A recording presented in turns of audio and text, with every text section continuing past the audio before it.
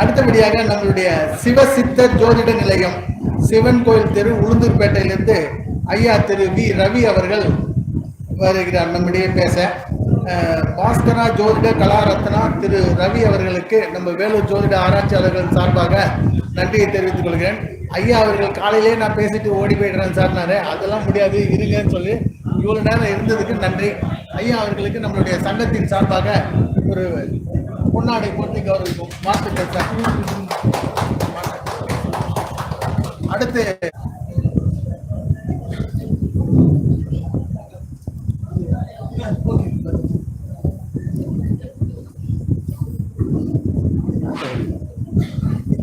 ஐயா அவர்கள் பேசின பிறகு வேற யாராவது பேசுவதாக இருந்தால் உடனே பேரை கொடுத்துருங்க. அடுத்தபடியா தொடர்ந்து ஜெனரல் பாடி மீட்டிங் நடக்கும். வேலூர் ஜோதிட ஆராய்ச்சி மையம் நடத்தும் இந்த கருத்தரங்கத்தில் வந்திருக்கும் ஜோதிட அனைவருக்கும், இந்த கருத்தரங்கத்தை சிறப்பாக நடத்தி கொண்டிருக்கும் நிர்வாக அவர்களுக்கும் என்னுடைய நன்றியை தெரிவித்துக் கொள்கிறேன். நான் உளுந்தூர்பேட்டிலிருந்து வந்திருக்கேன். ஜோதிடம் அப்படின்றது ஒரு புனிதமான உன்னதமான போற்றத்தக்க ஒரு கலையாகும். ஏன் அப்படி சொல்றோம்னா, ஒரு ஆராய்ச்சியாளரை விட ஒரு மருத்துவரை விட ஜோதிடம் என்பவன் சிறந்தவன். நோய் வந்த பிறகு ஒரு மருத்துவர் வைத்தியம் பார்ப்பார். ஆனால் ஒரு ஜோதிடர் அவருக்கு வரக்கூடிய முன்பே அவருடைய நோயை சொல்ல முடியும். அந்த அளவுக்கு நுட்பமான விஷயங்கள் ஜோதிடத்தில் இருக்கிறது. அது நீங்கள் படித்து எந்த அளவுக்கு அந்த 27 நட்சத்திரங்களையும் 12 ராசிகளையும் 9 கிரகங்களையும் நேசித்து காதலித்து அதில் முழு ஈடுபாடாக நீங்கள் தொடர்ந்தீர்கள் என்றால் கண்டிப்பாக 9 கிரகங்களும் உங்களுக்கு வழிகாட்டும். ஆகவே ஜோதிடம் ஒரு அற்புதமான ஒரு கலை. அதை இவ்வளவு ஜோதிடர்கள் இந்த கருத்தரங்குக்கு வந்திருப்பது மிகுந்த பெருமை அளிக்கிறது. முதலாக ராசி சக்கரம் உருவானது ராமன் சீதாவுக்காக உருவாக்கப்பட்டது. அதன் நினைவாக தான் நம்முடைய முன்னோர்கள் ராமனுக்கு ராவையும் சீதாவுக்கு சீயும் எடுத்து ராசி என்று சொன்னார்கள். இந்த ராசி சக்கரத்துக்குள் 12 ராசிகள் உருவாக்கப்பட்டது. இந்த 12 ராசிகள் எந்த அடிப்படையில் உருவாக்கப்பட்டது தெரியுமா? இது பேசிக். இந்த 12 ராசிகள் உருவாக்குவதற்கு ஒரு அடிப்படை காரணம் இருக்க வேண்டும். அந்த அடிப்படையை வைத்துதான் இந்த 12 ராசியை பகுத்தார்கள். இந்த 12 ராசியை பகுப்பதற்கு சில உபகரணங்கள் தேவைப்பட்டது. அது யாராக தெரிந்திருந்தால் சொல்லலாம். எதன் அடிப்படையில் இந்த 12 ராசி கட்டங்கள் உருவாக்கப்பட்டது? இப்போ நம்மளுக்கு உயிர் இருக்கு இல்லையா? இந்த உயிர் எங்கே இருக்கிறது என்று கேட்டால் என்ன சொல்லுவீங்க? உங்களுக்கு உயிர் இருக்கு, உங்க உயிர் எங்க இருக்கு?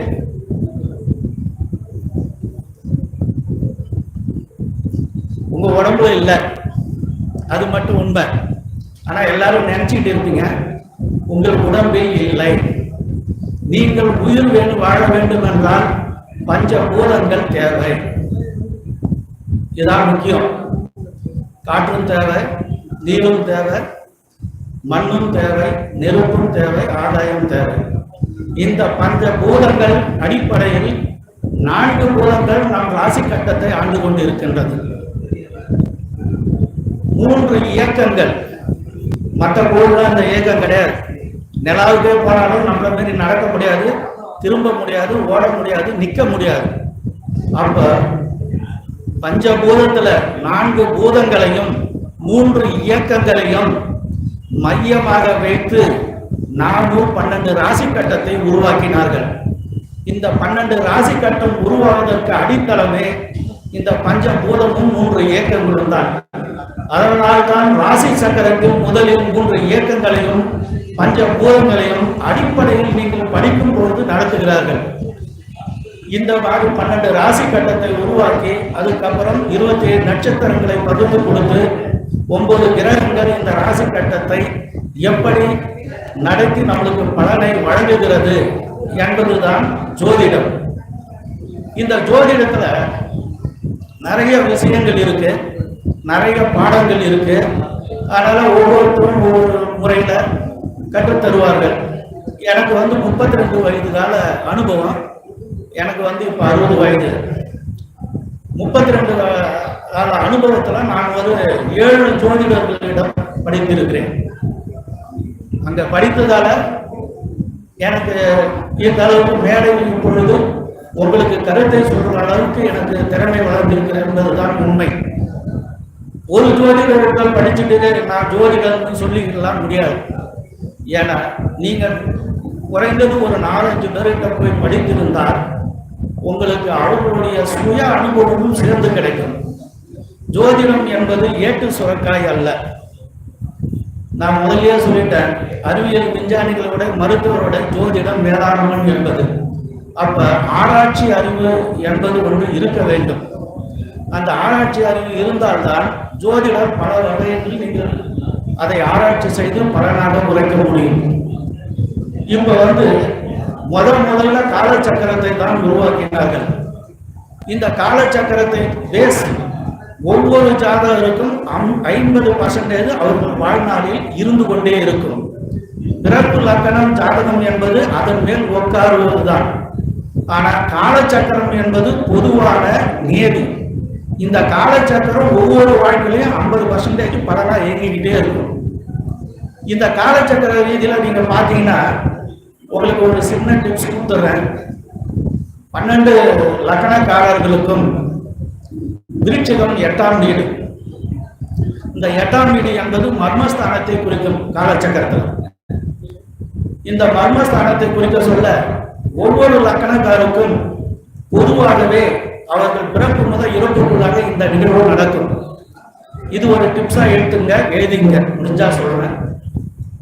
ஒரு மேஷ லக்கணக்காரருக்கு 8ஆம் வீடு விருட்சிகம். இது மர்மஸ்தானத்தை குறிப்பதால் அவர்களுக்கு மர்ம உறுப்பில் வாழ்நாளில் பிரச்சனை ஏற்படும். சிறுநீரக தொல்லைகள் அவதிப்படுவார்கள். இல்ல சிறுநீரக பாதைகள் தசை வளர்ந்து அடைப்பு ஏற்படும். இது அவர்கள் வாழ்நாளில் அனுபவிப்பார்கள். அதே மாதிரி ரிஷப லக்கணக்காரர்களுக்கு காலச்சக்கரத்தின் 8ஆம் வீடு 7ஆம் வீடாக அமையும். அவர்களுக்கு திருமணம் நிச்சயமாகி இருக்கிறார். அவர்கள் உறவு முறையில் ஒரு துர்ச்சம்பவம் நடக்கும். இல்லை என்றால் திருமணத்தின் போது பிரச்சனைகள் நடக்கும். இது காலச்சக்கரத்தின் நீதி. ஒரு மிதுன லக்கணக்காருக்கு 6ஆம் வீடு காலச்சக்கரத்தின் விருட்சிகம் 8ஆம் வீடு. அவர்கள் செக்சுவல் ரீதியாக அனுபவித்தால் திருமணம் ஒரு வாரத்துக்கு அதை அனுபவிக்க முடியாது. ஏனென்றால் அது 6ஆம் வீடு நோய் ஸ்தானத்தை குறிக்கும். காலச்சக்கரம் 8 மிதுன லக்கணத்துக்கு 6ஆம் வீடு நோய். அதனால் அவர்கள் ஆரோக்கியமுடன் அந்த செயலில் ஈடுபட முடியாது. அவர்களுக்கு கால இடராசி தேவைப்படும். ஒரு கடக லக்கணக்காருக்கு விருட்சிகம் 5ஆம் வீடு காலச்சக்கரத்துக்கு 8ஆம் வீடு. அவருக்கு பிறக்கும் குழந்தை இது என்னுடைய குழந்தை இல்லை என்று சொல்லுவார். இதே போல ஒரு அரசியல்வாதிக்கும் நடந்திருக்கிறது. பேரெல்லாம் சொல்லக்கூடாது. ஒரு தலைவருக்கு நடந்திருக்கிறது. இது பொதுவாக ஏன் என்றால் அவர்களுக்கு காம குணம் அதிகமாக இருக்கும். அதே மாதிரி சிம்மலக்கணக்காரருக்கு 4ஆம் வீடு காலச்சக்கரத்துக்கு 8ஆம் வீடு. அவர்கள் புது வண்டி வாங்கினாங்கன்னா வண்டியில அடிபடாத இருக்காது. புது வண்டி வாங்கியிருந்தால் வீடு கட்டி பால் காய்ச்சுவதற்குள்ள அவர்கள் வீட்டில் துர்ச்சம்பவம் நடக்கும். இது காலச்சக்கரத்தின் நீதி. அதே மாதிரி ஒரு கன்னியா லக்கணத்துக்கு 3ஆம் வீடு காலச்சக்கரத்தின் 8ஆம் வீடு விருட்சிகம். அவர்களுக்கு செக்சுவல் ரீதியாக மனவியாதிகள் ஏற்படும். அவர்கள் மனத்துக்குள்ள கொஞ்ச குறைபாடு இருந்து கொண்டே இருக்கும். இது காலச்சக்கரத்தின் நீதி. துலாம் லக்கணக்காருக்கு 2ஆம் வீடு காலச்சக்கரத்துக்கு 8ஆம் வீடு. இவர்களுக்கு பணம் வருவோம் என்றால் பிரச்சனையும் சேர்ந்தே வரும். எப்பொழுதும் கடன் வாங்கியே செலவு செய்து கொண்டிருப்பார்கள். ஒரு விருட்சக லக்கணக்காரத்துக்கு காலச்சக்கரத்துக்கு 8ஆம் வீடு விருட்சமே இருப்பதால் அவர்களிடத்தில் எங்க இருக்கணும் செக்ஸை பற்றி அதிகமாக பேசுவார்கள், புழுங்குவார்கள். அவர்கள் செக்ஸை ஆராய்ச்சி பண்ணக்கூடிய நபர்களாகவும் இருப்பார்கள். அதே ஒரு தனுசு லக்கணத்துக்கு 12ஆம் வீடு காலச்சக்கரத்துக்கு 8ஆம் வீடு செக்ஷுவல் ரீதியாக இவர்களுக்கு பெரிய செலவு ஏற்பட்டு கொண்டே இருக்கும் அதில் ஈடுபட்டால். அதே ஒரு மகர லக்னக்காருக்கு 11ஆம் வீடு காலச்சக்கரத்தின் 8ஆம் வீடு. இவர்கள் செக்ஸில் பேராசை பிடித்தவர்களாக இருப்பார்கள், திருப்தி அடைய மாட்டார்கள், அதனால் மாறிக்கொண்டே இருப்பார்கள். இவர்களுக்கு அங்க தேவையானாலும் விருப்பம் போல் அது கிடைக்காததால் காவி உடை அணிந்து கொண்டு இருப்பார்கள். இப்ப ஆன்மீகத்துல சில பேர் நம்மளை இந்த மாதிரி கெட்டது அடிபடுத்தலாம் பாத்தீங்கன்னா மேக்சிமம் கடக லக்கணக்காருக்கும் மகர லக்கணக்காருக்கும் இந்த 2 லக்கணக்காருக்கும் இந்த தொடர்பு இருக்கும். ஏன்னா இது சமசப்தம பாவங்கள். அதே மாதிரி கும்ப லக்கணக்காருக்கு இது 10ஆம் வீடு காலச்சக்கரத்துக்கு 8ஆம் வீடு. தொழில் செய்யும் இடத்தில் இவருக்கு அசிங்க அவமானம் ஏற்படும். தொழில் செய்த இடத்தில் செக்ஷுவல் ரீதியாகவும் அசிங்க அவமானம் இவருக்கு ஏற்படும்.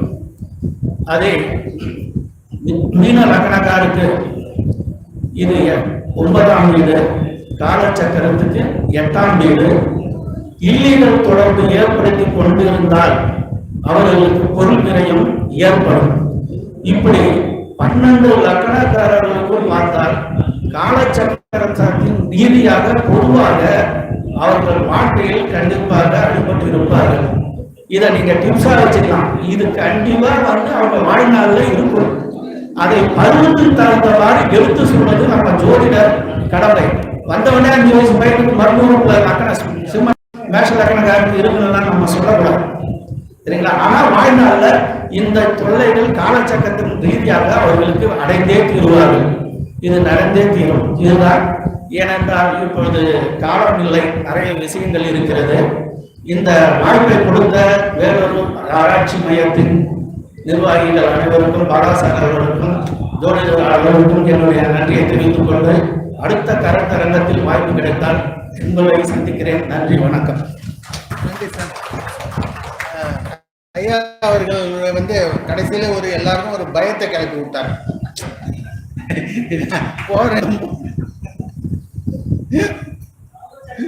அதான் இதுக்கு ஒரே ஒரு தீர்வு இருக்கு. உளுந்தூர்பேட்டையில இருந்து வந்திருக்காரு ஐயா. உளுந்து வடை சாப்பிட்டீங்கன்னா இந்த பிரச்சனை எல்லாம் தீர்ந்துடும். ஒன்றும் பிரச்சனை கிடையாது. ஏன்னா உளுந்து என்ன வடை, யாரோட காரகம்? ராகுவோட காரகம். அப்ப ராகு நீங்க கையில எடுத்துட்டீங்கன்னா போகங்கள் ஆட்டோமேட்டிக்கா வந்துடும். அதனால அவர் சொன்ன பிரச்சனை யாருக்கும் வராது. ஆக எல்லாரும் உளுந்து வடை சாப்பிடுங்க. Okay, right. அடுத்தபடியா